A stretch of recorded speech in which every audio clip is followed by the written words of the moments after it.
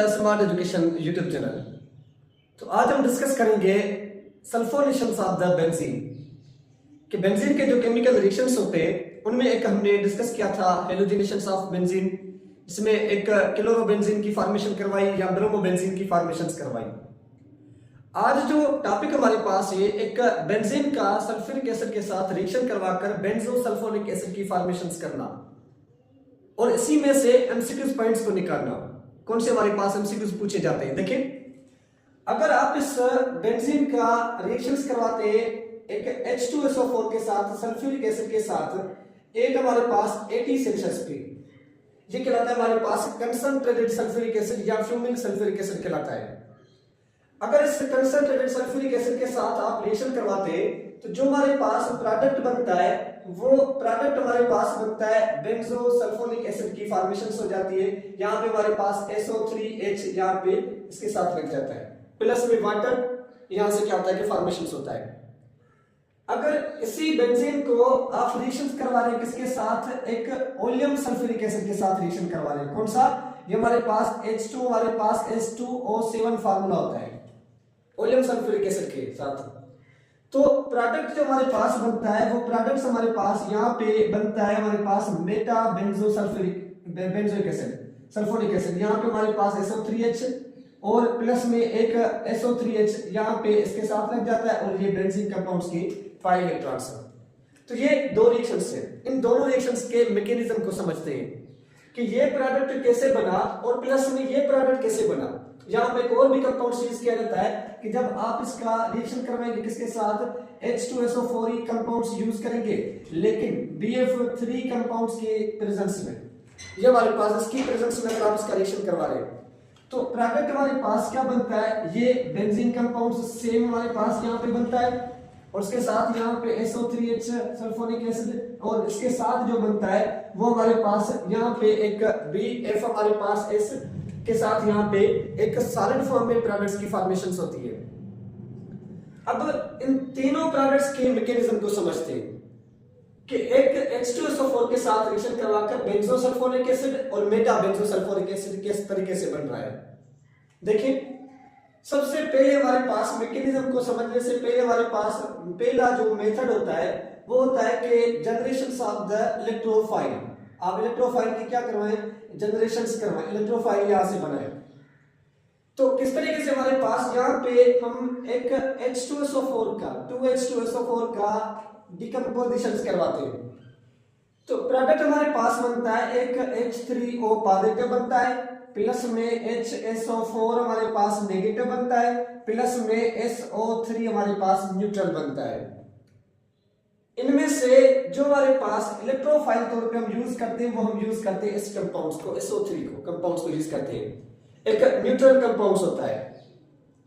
इस SO3 को reaction करवाएंगे किसके साथ, बेंजीन के साथ रिएक्शन करवाएंगे।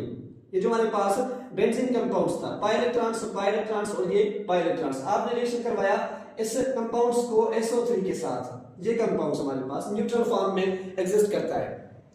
अगर ये इलेक्ट्रॉन्स यहां से ब्रेक डाउन होगा तो यहाँ पे नेगेटिव चार्ज और यहाँ पे चार्ज कौन सी आएगी, पॉजिटिव।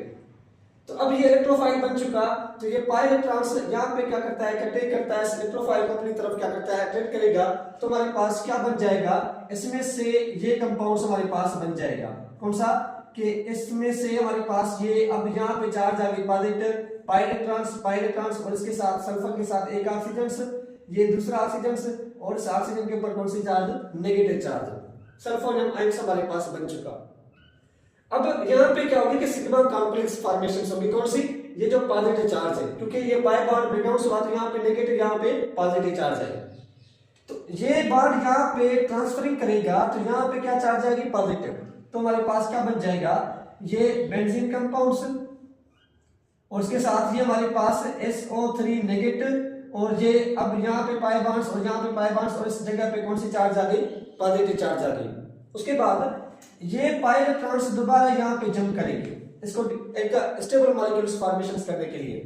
तो हमारे पास क्या बनेगा, इसमें से ये benzene compound just positive charge क्या होगी, ट्रांसफर हो जाएगी। तो ये पाई इलेक्ट्रॉन्स पाई, अब यहाँ पे पॉजिटिव चार्ज और ये हमारे पास ऑक्सीजन के साथ जो ये बॉन्ड से ऑक्सीजन और ये नेगेटिव बना। अब क्या होगा, इस हाइड्रोजन के ऊपर कौन सी चार्ज है, सॉरी हमारे पास ये जो मॉलिक्यूल है इसके साथ क्या है कि एक हाइड्रोजन से इलेक्ट्रोफाइल रिमूव होगा। तो हाइड्रोजन यहां से क्या होगा, रिमूव होगा, तो यहाँ पे कौन सी चार्ज है हमारे पास, ये पॉजिटिव चार्ज खत्म हो जाएगी। तो क्या बन जाएगा, इसमें से ये कंपाउंड्स बन जाएगा कि ये बेंजीन कंपाउंड्स, और ये SO3 हमारे पास नेगेटिव, ये पाई इलेक्ट्रॉन्स इस जगह पे, इस जगह पे, और ये पाई इलेक्ट्रॉन्स यहाँ पे आ गया। तो ये जो H हमारे पास पॉजिटिव फॉर्म में यहां से निकलता है वो H2SO4 जो हमारे पास था, HSO4 नेगेटिव, कौन से वाला, ये वाला HSO4 नेगेटिव, इसके साथ ये हाइड्रोजन से यहाँ पे अटैक करके यहाँ पे क्या बना लेता है, H2O वाटर की फॉर्मेशन कर देता है, सॉरी हमारे पास H2SO4 की फॉर्मेशन कर देगा, ये बन जाएगा H2SO4।